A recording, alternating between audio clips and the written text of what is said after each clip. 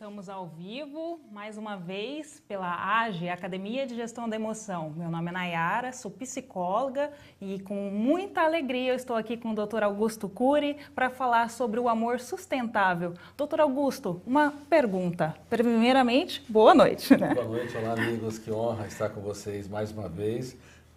E falando para todo o Brasil e também para os nossos alunos da Academia de Gestão da Emoção. É uma honra estar aqui com você. Muito obrigado, Nayara. Uma dúvida, enquanto todo mundo fala sobre amor, por que você defende o amor sustentável? Qual que é a diferença entre o amor e o amor sustentável? Essa é uma pergunta muito interessante. Não basta amar. Uma pessoa que ama, ela pode se decepcionar nos focos de tensão. Alguém que não corresponde às suas expectativas, ou então, no momento de estresse, pode frustrá-la, às vezes, em alguns momentos, pode elevar o tom de voz, criticá-la, pode até, em certos momentos, dizer palavras inapropriadas. Bom, se nós amarmos apenas com um amor que tem conteúdo emocional e não com amor sustentável, nós vamos ter dificuldades de dar descontos para os outros. Nós vamos cobrar muito, vamos exigir o que os outros às vezes não podem dar. Não estou dizendo, em hipótese alguma, que devemos gravitar na órbita das críticas, submeter a algum tipo de violência. Pelo contrário, o amor sustentável, ele nasce no terreno da liberdade, da espontaneidade e da não violência, mas nasce também no terreno da tolerância. Se você quiser se relacionar com pessoas perfeitas, é melhor você mudar de planeta, porque você é imperfeito e vai conviver com pessoas imperfeitas. Você vai decepcionar quem ama e, em alguns momentos, você será decepcionado ou decepcionada. Quando você ama com amor sustentável, você brinca mais, ou seja, você dá risada de alguns erros suportáveis, você exige menos e abraça mais. Mas por que as pessoas têm tanta dificuldade em exigir menos das pessoas? Nós temos uma necessidade neurótica é uma necessidade ansiosa, de querer que os outros preencham todas as nossas expectativas. Por exemplo, quando as pessoas estão diante de um religioso, então eles estão declarando o seu amor publicamente, eles dizem com muito desprendimento na saúde, na doença, ou pelo menos confirmam na tristeza, na alegria, na miséria e na abundância, eles vão se amar. Mas quando chegam os focos de estresse, o problema é que não apenas o eu, que representa a capacidade de escolha, a consciência crítica, o eu, que é a identidade básica, é o centro autônomo do psiquismo humano, ele não apenas está em cena. Existem alguns copilotos, alguns fenômenos inconscientes que não foram estudados por brilhantes pensadores como Freud, Piaget, Vygotsky, Kant, Hegel, os existencialistas Sartre, Nietzsche, Kierkegaard. Eles usaram suas teorias, eles usaram o pensamento, os seus conceitos, suas teses, para construir suas teorias, mas não tiveram oportunidade de estudar o próprio pensamento e nem os fenômenos que leem a memória em milésimos de segundos e que nos tornam homo sapiens. Então, por isso, também não perceberam que existem muitas armadilhas mentais. Por exemplo, quando alguém te frustra, no exato momento em que ocorre a frustração, o primeiro ato do teatro mental é inconsciente. Não é o eu que entra em cena e fala, bom, meu filho me frustrou, a minha parceira me frustrou, meus colaboradores me frustraram. Não é o eu que entra em cena. No cérebro as coisas ocorrem numa velocidade tão espantosa que o primeiro ato chama fenômeno da autochecagem, ou gatilho da memória. Ele dispara-se quase que na velocidade da luz, costumo dizer.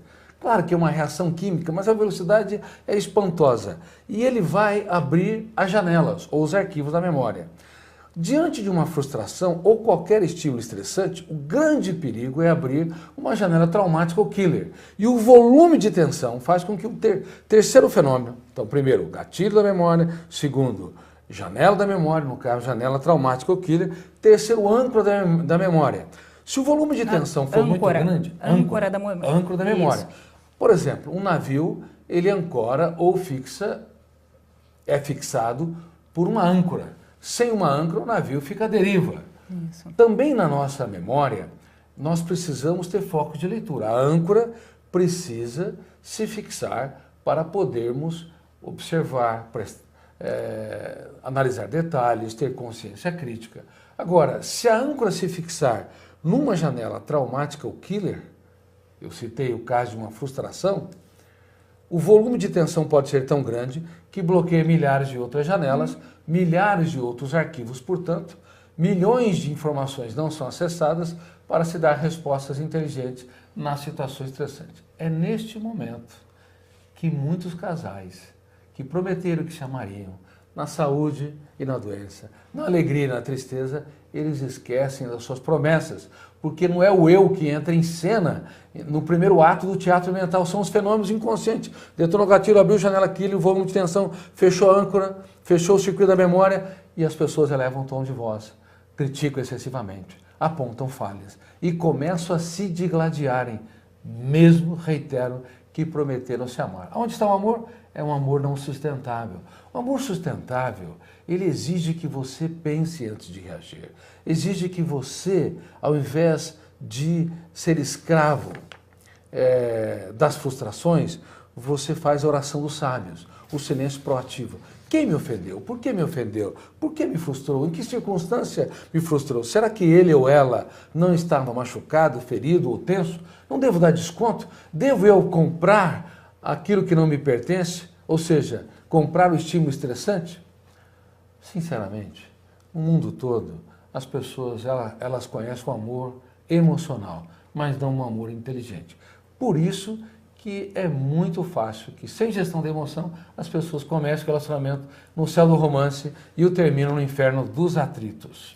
Eu acho muito importante frisar que você desenvolveu a teoria da inteligência multifocal, né, mais conhecida como a TIM, que auxilia, né, com essas ferramentas de gestão da emoção, as pessoas a lidarem melhor com o seu eu, a se conhecer mais, em camadas mais profundas. Agora, lembrando sempre, só retomando algumas coisas importantes, tudo isso é registrado pelo fenômeno RAM. Você... O biógrafo do cérebro. Você já escreveu sua biografia? Em meus treinamentos eu sempre faço essa pergunta. Acabei de fazer para 1000 mães, num congresso de mães, no Maxud Plaza em São Paulo. Quem já escreveu sua biografia? Raramente alguém diz que escreveu, mas não é verdade. Você é biografado todos os dias por um biógrafo não autorizado e implacável. Cada pensamento inteligente ou aterrador, dramático, será registrado. Cada emoção que te relaxa ou te deixa angustiado ou depressivo também é registrado. Portanto, todos os dias, milhares de pensamentos e também dezenas ou centenas de emoções são registradas. Consequentemente, vamos formando as páginas da nossa personalidade, ou seja, os arquivos mais importantes.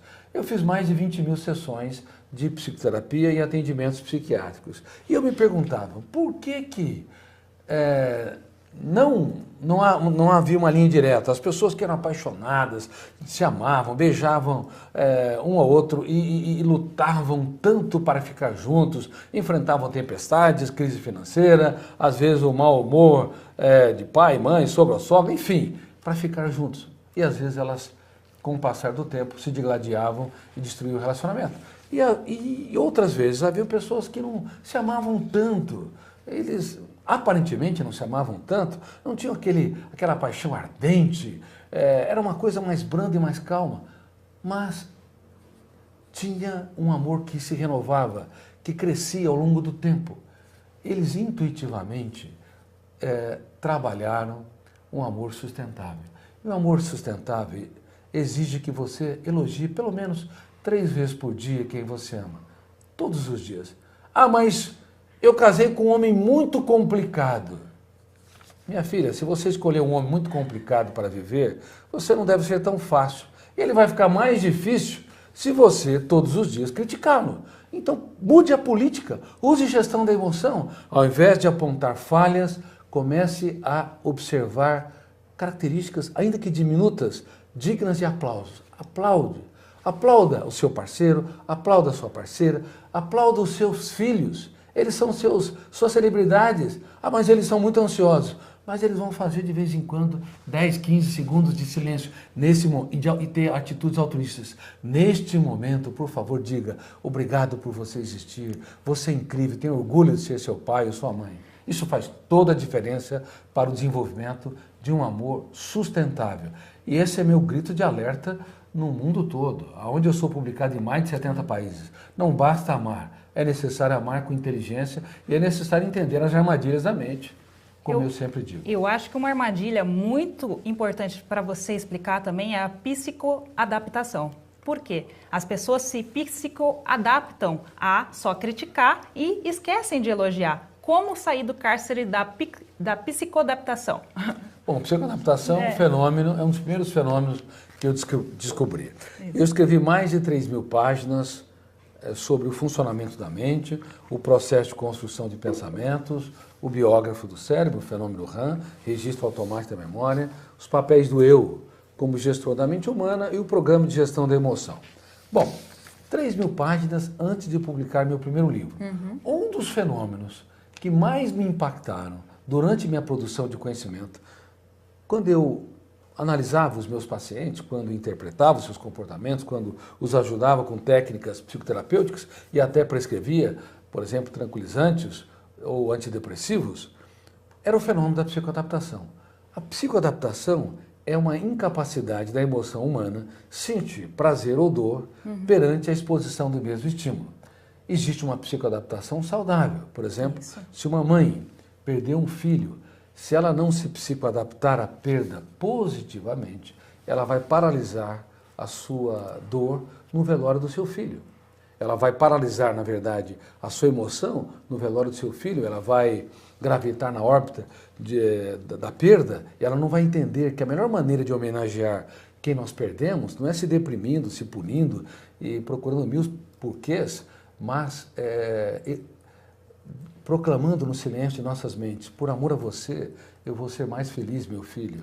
Se você perdeu seu pai, sua mãe, por amor a você, papai ou mamãe, eu vou dar o melhor de mim para os outros serem felizes. Eu vou abrir o leque da minha mente para superar a minha angústia e vou homenagear você todos os dias, cada minuto, cada dia que eu convivo com você. Quando nós fazemos isso, nós deixamos de gravitar na órbita da dor e da perda. A psicoadaptação, então, ela oxigena a nossa mente. Você nunca vai deixar de sentir saudade e nunca deve deixar de sentir saudades. Um computador jamais sentirá solidão e saudades. A inteligência artificial nunca chegará nesse nível de complexidade, porque isso faz parte da emoção humana, do psiquismo humano. Bom, agora existe uma psicoadaptação doentia, que é aquela em que nós psicoadaptamos as pessoas. Por exemplo, nossos filhos, quando eles não falam, nós queremos falar com eles. Falamos muito, mas com o passar do tempo, quando eles aprendem a falar, milhões de pais se calam, nós nos calamos. Quando os filhos mal sabem sorrir, os pais tiram o terno da gravata, se tornam palhaços, mas quando eles, na pré-adolescência e adolescência, precisam do palhaço, ou seja, de uma pessoa bem-humorada, os pais se tornam críticos, apontadores de falhas, aptos para conviver com máquinas. Engessam, né? Engessam. E não para formar mentes brilhantes, não celebram acertos, não conseguem dizer, eu tenho orgulho, como ele disse, de ser seu filho, de ser seu pai, sua mãe, o que eu posso contribuir para te tornar mais felizes? Os pais não brincam, não são bem-humorados, ou seja, nós nos psicoadaptamos às pessoas caras e elas se tornam comuns, nós deixamos de encantá-las e surpreendê-las. A mesma coisa ocorre com os casais. No começo do relacionamento, tudo é festa. Tudo é há uma maravilhoso. suportabilidade. Eu estou ansiosa para ver meu namorado, eu fico feliz, todo dia eu penso em algo novo para fazer por ele, para ele. Exatamente, né? até quando moram juntos. Nossa. No começo é uma festa. É maravilhoso. A comida está um pouco Ô, meu salgada. amor, tá tudo bem se a comida tá salgada, não tem importância. Mas com o passar do tempo, O que acontece? se adapta. É um fenômeno inconsciente. As Exato. pessoas perdem o encanto e elas começam a perder a leveza e a suavidade. O amor deixa de ser sustentável e passa a ser um amor crítico, quase que insuportável. Olha, quem corrige 2 vezes a mesma pessoa com os mesmos termos é um pouco entediante. 3 vezes é medianamente entediante. Quem corrige 4 vezes Insustentável. é insuportável. Insuportável. Tá, tem milhões de casais que começam leves e se tornam pesados. Eles se tornam insuportáveis, porque são críticos demais. São pessoas que não sabem aplaudir, brincar, rolar no tapete e dizer, eu aposto em você, você errou, isso não funcionou, o ar-condicionado está com a temperatura mais baixa ou mais alta, mas está bom, vamos ver como é que nós podemos compor para poder... Ter resiliência, eu acho que é a palavra, né, doutora viver de Augusto? maneira mais agradável. Mas a resiliência, Nayara, ela vem de um eu que é autor da própria história, um eu que tem consciência que ele não é perfeito, que é um ser humano em construção e que a pessoa com as pessoas com as quais convives também são seres humanos em construção. Quando eu assumo o papel de Deus, que eu estou sempre certo, ter a necessidade neurótica de que o mundo gravite na minha órbita, deuses não convivem com seres humanos, pelo menos os deuses que são radicais, nós, seres humanos, e o homem mais inteligente da história, como eu disse no livro O Homem Mais Inteligente da História, ele fazia de uma prostituta uma rainha, e de um leproso um príncipe. Ele, se alguém batia numa face, ele dava outra face, e por isso quer dizer que ele não era subserviente, frágil, na verdade ele elogiava quem o decepcionava, por isso ele chamou Judas de amigo. Amigo, para que vieste? Nunca alguém tão grande elogiou uma pessoa que o frustrou tanto. Na verdade, ele estava detonando o gatilho, que é um fenômeno inconsciente, provocando os fenômenos inconscientes a oxigenar a mente. Ele elogiou, detonou o gatilho, abriu uma janela light e a âncora não fechou o circuito e Judas Iscariotes, por exemplo, foi e atirou as moedas de prata e quase se torna um brilhante pensador. Agora, o que nós fazemos quando alguém nos decepciona, nos machuca, nos fere?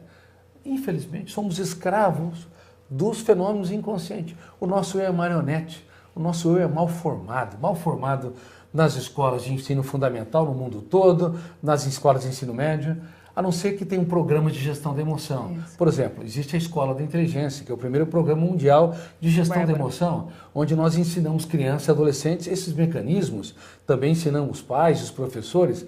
Então, há mais de 1000 escolas aprendendo que eu devo elogiar antes de criticar, eu devo aplaudir os acertos, eu devo romper o cárcere da psicoadaptação para contemplar o belo, para fazer das pequenas coisas espetáculo aos olhos. Eu devo não comprar aquilo que não me pertence. Verifique se a escola do seu filho pratica o programa Escola da Inteligência. E nós estamos adotando com a Polícia Federal várias escolas públicas, algumas escolas públicas, que tem alto índice de violência, dando gratuitamente o programa Escola da Inteligência. Estamos adotando os orfanatos também, para dar gratuitamente para aqueles que foram abandonados, para que jamais eles se abandonem, para que o seu eu se torne autor da sua própria história. Isso é maravilhoso. Pense nisso. Doutor Augusto, uma dúvida também. Tem muitas pessoas perguntando assim que eu não me sinto compreendida e também eu não entendo ninguém. Né? Eu não compreendo como posso conseguir ter um amor sustentável. Bom, acontece o seguinte, o pensamento consciente ele é virtual, ele não é real, como as pessoas frequentemente acreditam. Um pai quando dá uma bronca no filho, ele acha, é real ou virtual? O pai acha que o pensamento é real, ele julga, critica, ele constrange, pressiona, como se ele fosse capaz de entender exatamente o que o filho sente ou a filha sente. Os professores também, quando se estressam muito numa situação conflitante em sala de aula, às vezes expõem publicamente o erro de um aluno, que é outro erro mais dramático. nós devemos elogiar em público sempre e corrigir em particular, nunca fazer o contrário, e toda vez que formos corrigir, temos de elogiar a pessoa que erra mais do que o seu próprio erro, para oxigenar a mente, para que eles possam se educar a partir das nossas observações. Bom, o que eu quero dizer é que o pensamento, por ser virtual, ele não dá direito das pessoas serem críticos excessivamente, serem pressionadores, apontadores de falha, como se fossem deuses, juízes que têm um julgamento irrefutável. O pensamento, por ser virtual, ele não incorpora a realidade do objeto pensado. Então você entende o outro a partir de si mesmo e não a partir dele mesmo. Então você tem de se esvaziar dos seus preconceitos, do seu tendencialismo, às vezes da sua arrogância, tem de se esvaziar da sua necessidade ansiosa de querer que os outros sejam a sua imagem e semelhança. Quando você se esvazia de si mesmo, você pode se aproximar daquilo que acontece dentro do outro, interpretar de maneira mais profunda. Mas no mundo todo, as pessoas não têm consciência que o pensamento é virtual. Na China, no Japão, na Europa, nas Américas, as pessoas acham que o pensamento lhes dá direito de estarem no trono. Toda vez que você está no trono apontando um dedo para alguém, você aponta 3 dedos para si. Por favor, se esvazie o máximo possível de si. Critique. Será que eu não estou sendo algoz, carrasco? Será que eu não estou cobrando demais as pessoas ao meu redor? Será que eu não estou cobrando demais de mim? Porque o pensamento, por ser virtual, milhões de pessoas, inclusive pessoas tímidas, cobram demais aquilo que não podem dar, não aceitam suas falhas, não conseguem se abraçar. Cuidado, toda vez que você cobra demais dos outros e cobra demais de si, você está atribuindo ao pensamento uma realidade que ele não tem, ele não é real, ele é uma interpretação da realidade sujeita a múltiplas distorções. Então você tem de ser mais generoso consigo. Se não for mais generoso consigo, como é que você vai desenvolver saúde mental? Se não for mais generoso com os outros, tolerantes, brincar, ser mais bem-humorado, como você vai contribuir com que os outros tenham mais saúde emocional? É impossível. Seremos carrascos dos outros e algoz de nós mesmos. Eu tenho mais uma dúvida para você, doutor Augusto. Por que sofremos tanto também com o comportamento dos outros? Bom, nós sofremos demais porque o nosso eu, ele não é trabalhado nas escolas do mundo todo, seja no ensino infantil, fundamental, médio e universidade, bem como na educação familiar, para ser protagonista da nossa própria história, para dirigir o nosso script. O nosso eu, ele é um resolvedor de problemas e um realizador de tarefas. Eu faço, eu vou, eu fico, eu recuo, eu avanço. Este eu, que é conjugado com o verbo, seja qual for, ele frequentemente é imaturo, emocionalmente infantil. Ele não consegue dar respostas inteligentes nas situações estressantes. O que é um eu maduro? Um eu maduro é um eu que se coloca no lugar do outro, é um eu que é generoso com os outros e consigo. O eu maduro é um eu que não compra aquilo que não me pertence. Se alguém me ofendeu, a minha paz vale ouro, o resto é pouco significante. Eu não sou obrigado a comprar as ofensas, as críticas injustas, as rejeições, mas no mundo todo a resiliência não é bem trabalhada porque as pessoas não desenvolvem, em primeiro lugar, um eu líder de si mesmo. E um eu maduro também contempla o belo, faz as pequenas coisas um espetáculo aos olhos. Ele, metaforicamente, ele abraça as árvores, conversa com as flores, ou seja, ele dá atenção para a natureza, ele pergunta para os filhos, aonde eu errei e não soube, para parceiro ou para parceira, quais são os seus sonhos e os seus pesadelos, o que eu posso fazer para te tornar uma pessoa mais relaxada e mais realizada. O eu mais maduro, ele é um poeta da vida. Ele pode não escrever poesias, mas vive a vida como uma verdadeira poesia. Maravilhoso. Tem momentos que você fala sobre a idade da emoção. Quantos anos você acha que tem a nossa emoção, doutor Augusto? Essa é uma outra questão e é outra tese que eu tenho defendido em todos os países que eu sou publicado. Qual a idade emocional? Ela é mesmo da idade biológica? Com certeza não. Olha, talvez mais de 90% dos casais eles estão num asilo emocional. São duas pessoas com uma idade avançada emocionalmente. Bom, quem reclama demais tem 10 anos a mais. Se tem, por exemplo, 30 anos de idade biológica, ele passa a ter 40 anos de idade emocional. Se é um apontador de falhas, ele tem mais 10 anos. Se tem dificuldade de conviver com pessoas lentas, e a maioria das pessoas querem que todo mundo siga o seu ritmo frenético de pensar e de agir, tem mais uns 15 anos. Se sofre por antecipação, se cobra demais de si, cobra demais dos outros, vamos acrescentando mais 10, 15 anos. A maioria dos casais tem mais de 100 anos de idade emocional. Metaforicamente, são pessoas não leves, não relaxadas, não sabem brincar, não sabem aplaudir, não sabem chegar em casa e falar, pô, que bom estou com você, o que nós podemos fazer hoje? Vamos cozinhar juntos, vamos assistir um filme juntos, ou vamos visitar um amigo que faz muito tempo que a gente não vê, ou vamos cultivar flores. Ou seja, os casais, eles não sabem renovar o amor, porque o amor não é sustentável. Toda vez que o amor é desinteligente, é um amor que envelheceu rapidamente. E, sinceramente, há jovens com 20 anos de idade biológica que têm 90, 100 anos ou muito mais de idade emocional. Querem tudo rápido e pronto, são imediatistas, não sabem relaxar e contemplar o belo. É porque eles têm prazeres, né, muito curtos, né? A internet dá picos de prazer, mas eles não conseguem se desenvolver como pessoas, não têm resiliência, não são mais críticos, são pessoas frágeis, né? Estamos criando jovens frágeis. Bom, esse é um outro problema. Por isso, eu gostaria muito que você e seus amigos pudessem me seguir nas redes sociais. Para mim, o culto à celebridade é um sintoma de uma sociedade doente. Ninguém é célebre ou anônimo. O que existe por aí, onde a mídia exalta uns e a minoria, e a grande maioria fica no anonimato, é completamente doente.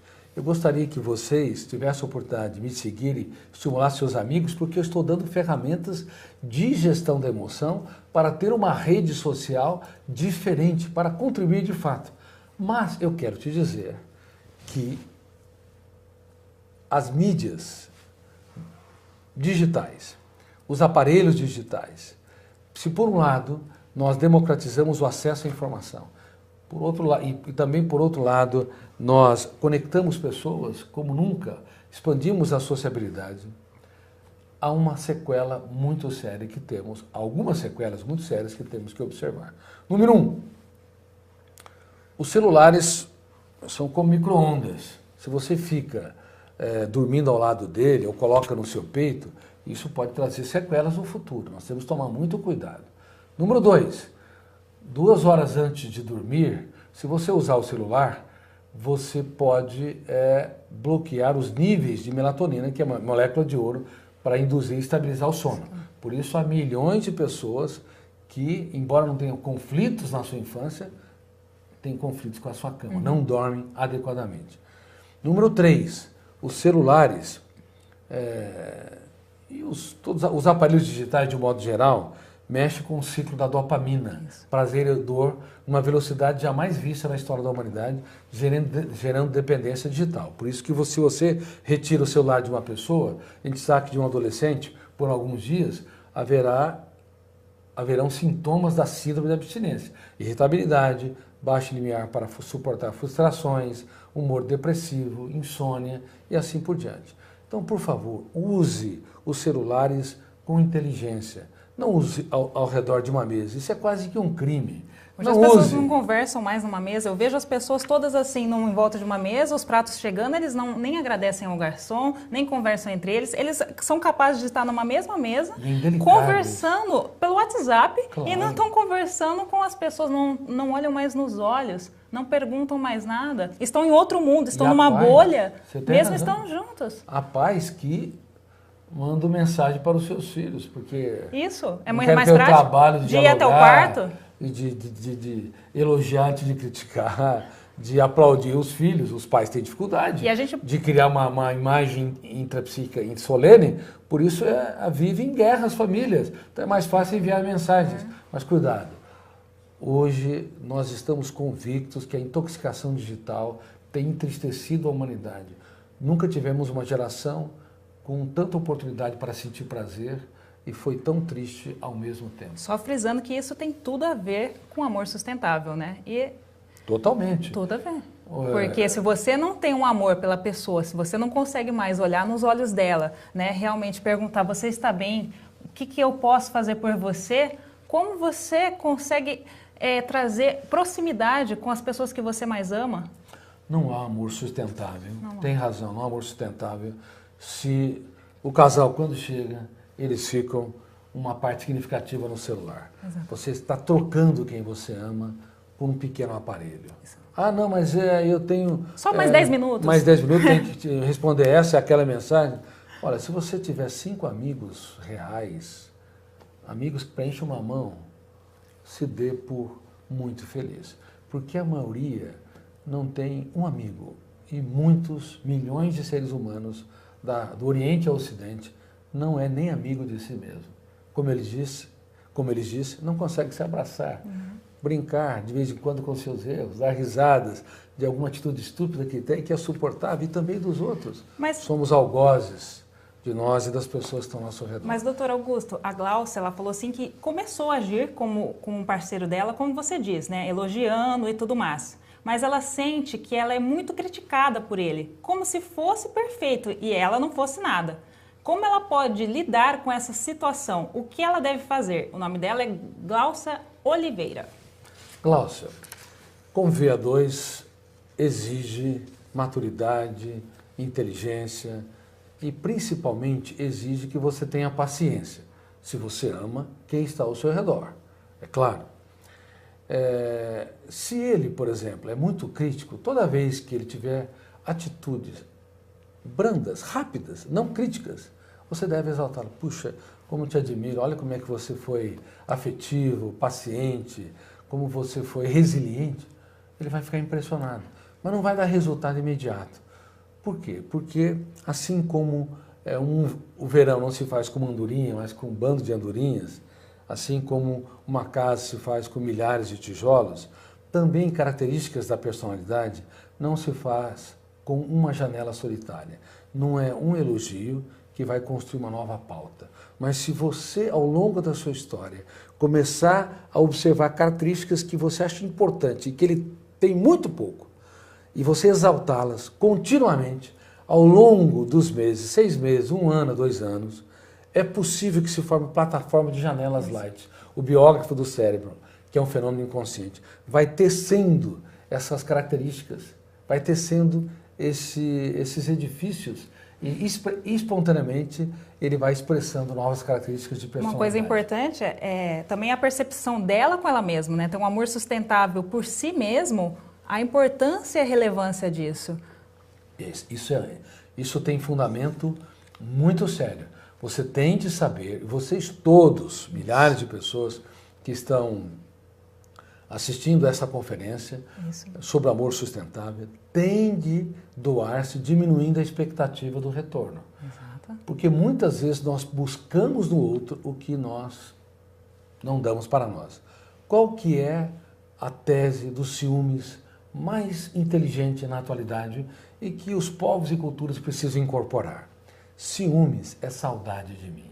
Eu exijo do outro a atenção que eu não dou para mim. Se você dá atenção para você, se você se elogia de vez em quando, claro, você tem que ter consciência crítica dos seus erros, se reciclar e se reinventar e empreender. Mas se você dá sempre uma nova chance para si e para os outros, certamente você vai se tornar uma pessoa que vai se curtir mais, vai ter um romance com a sua própria história antes de ter um romance com o outro. Consequentemente, você vai apostar mais na vida, será mais seguro ou segura. Então, por favor, antes de ter um romance com outro ou com a outra, seja um apaixonado pela sua própria vida. Tenha um caso de amor com a sua saúde emocional. Eu acho que um bom segredo é esse, né? Primeiro namorar consigo mesmo, depois namorar com outro, que né? É um termo que nós usamos muito na Academia de Gestão da Emoção. Isso, exatamente. Namore com a sua vida. Você namora com a sua vida? Você já se deu um abraço? Provavelmente mais de 99% das pessoas que estão me assistindo nunca se abraçaram de maneira afetiva, falaram, puxa, você é um ser humano único e irrepetível. Pense nisso. Eu tenho uma pergunta da Sofia. Ela está perguntando assim, como ela lidar com os ciúmes? A Sofia. Bom, como ele disse, Sofia, ciúmes é saudade de mim. Muito obrigado pela sua pergunta. Preste atenção. Você tem de saber qual é o seu valor como ser humano. Se você não tiver um caso de amor com a sua própria história, não admirar a sua personalidade, ainda que você tenha consciência dos seus defeitos e os recicle, se você não acreditar nos seus sonhos, muito dificilmente as pessoas vão acreditar nesses sonhos. Muito dificilmente as pessoas vão te dar uma atenção que corresponda às suas expectativas. Às vezes, os outros até nos dão um certo retorno. O problema é que nós estamos com a baixa autoestima tão consolidada, ou seja, o nosso eu está tão esfacelado que nós não conseguimos prestar atenção no quanto as pessoas nos amam, no quanto elas nos querem. Para que você possa resolver os ciúmes, você tem de entender que deve exigir menos dos outros. Tem de entender que deve apostar mais em você. Tem de prestar atenção se as suas expectativas não estão muito altas. E tem de dar tantas chances quantas necessárias para você e para quem está ao seu redor. Brinque mais com a vida. Mais uma vez, reitero, relaxe mais. A vida é bela e breve, como gotas de orvalho, que por instantes aparecem na mais insidiosa manhã, mas se dissipa aos primeiros raios solares do tempo. Se ela é tão breve, não erre no essencial, não erre com você.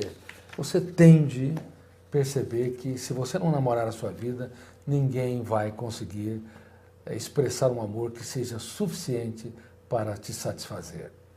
Maravilhoso, doutor Augusto. Namore a vida, né? Definitivamente devemos namorar a vida.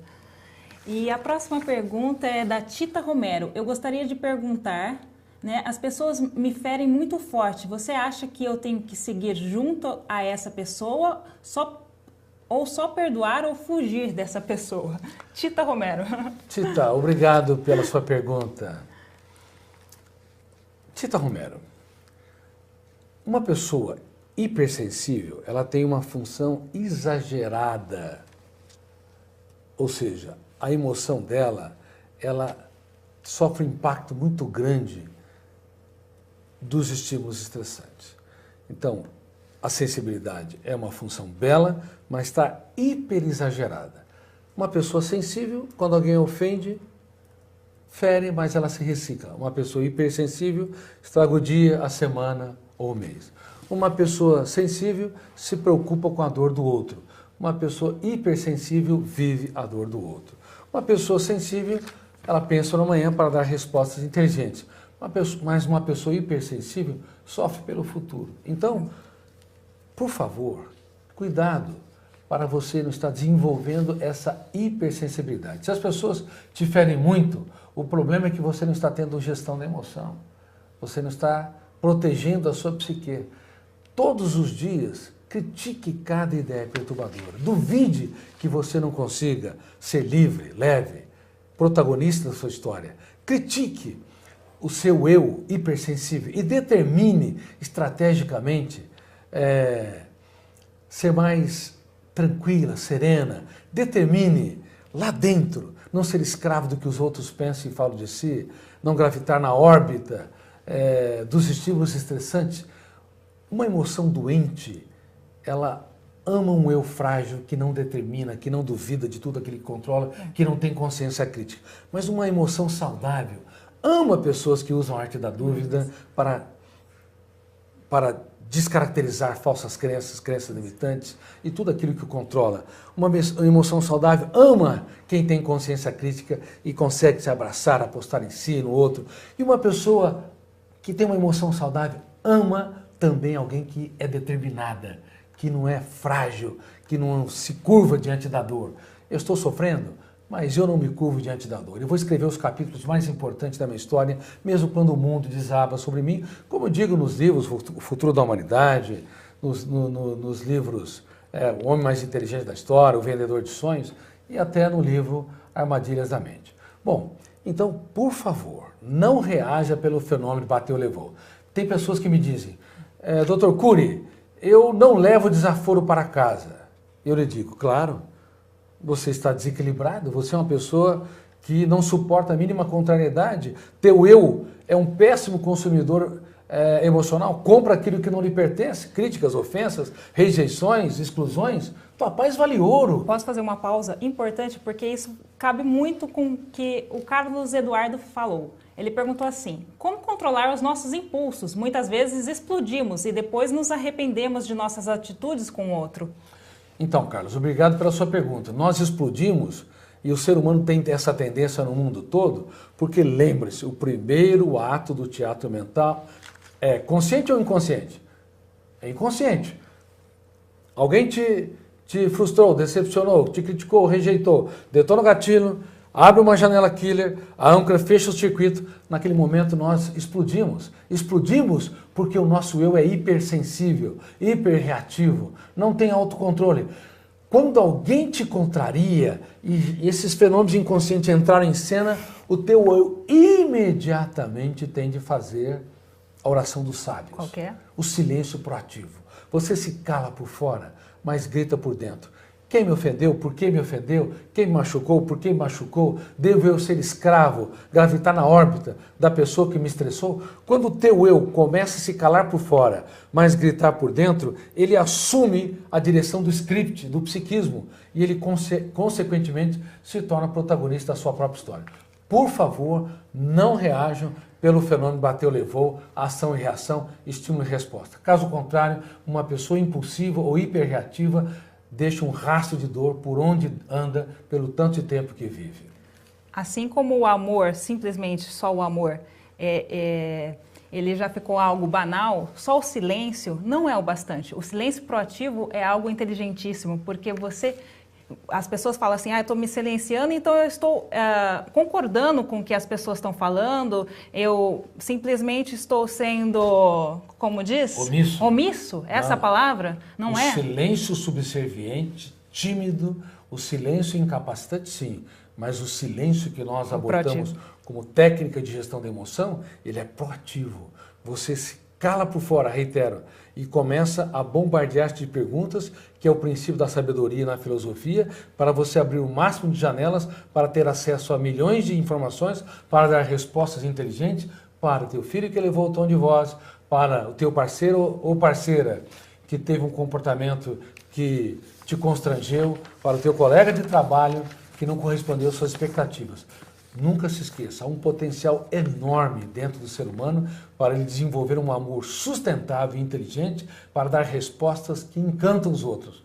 Mas, sinceramente, a humanidade ela tem estado despreparada ao longo dos séculos e gerações porque ela não aprendeu a proteger a sua mente, a gerir a sua emoção e desenvolver um eu como protagonista da sua própria história. Por isso nós estamos pedindo, suplicando até que a era da educação mundial seja mudada. Da era da informação para a era do eu como gestor da mente humana, como nós insistentemente falamos nos nossos cursos. É maravilhoso quando a gente pode conversar sobre assuntos onde a gente fala de gestão da emoção, onde a gente pode detalhar mais sobre nós mesmos, sobre o como podemos ser felizes numa sociedade totalmente estressante. E gestão da emoção não termina nunca, né? Nós estamos sempre nos reinventando, é o teu eu dirigindo o seu próprio script, é o teu eu deixando a condição de espectador passivo para ser ator ou atriz principal do teatro da sua mente. Nossos cursos são maravilhosos, né, com suporte psicopedagógico, suporte para acolher todos os alunos. Temos também PDFs, exercícios de PDFs para auxiliar as pessoas nas dúvidas que elas têm, ou seja, muito conteúdo. Doutor Augusto, no final disso eu tenho uma surpresa, né? Antes de finalizar, eu acho que as pessoas estão precisando mais de poesia. Esse poema é do livro Armadilhas da Mente e eu gostaria que você lesse para nós. Você poderia? Ah, claro. Bom, Armadilhas da Mente é um livro que fala sobre que dentro de nós podemos ser prisioneiros, escravos vivendo em sociedades livres, e nós precisamos encontrar ferramentas para que possamos encontrar uma verdadeira liberdade, um amor sustentável, e para que possamos não ter medo da vida e sim medo de não vivê-la de maneira inteligente, poética e sábia. Este poema... Eu acho ele maravilhoso, doutor Augusto. Eu escrevo no final dele... Do livro Armadilhas da Mente. É um poema onde a personagem Camille, que um dia vai se tornar um personagem de um filme, ela expressa para as pessoas que estão ao seu redor depois que ela saiu de um hospital psiquiátrico. Tenho saudades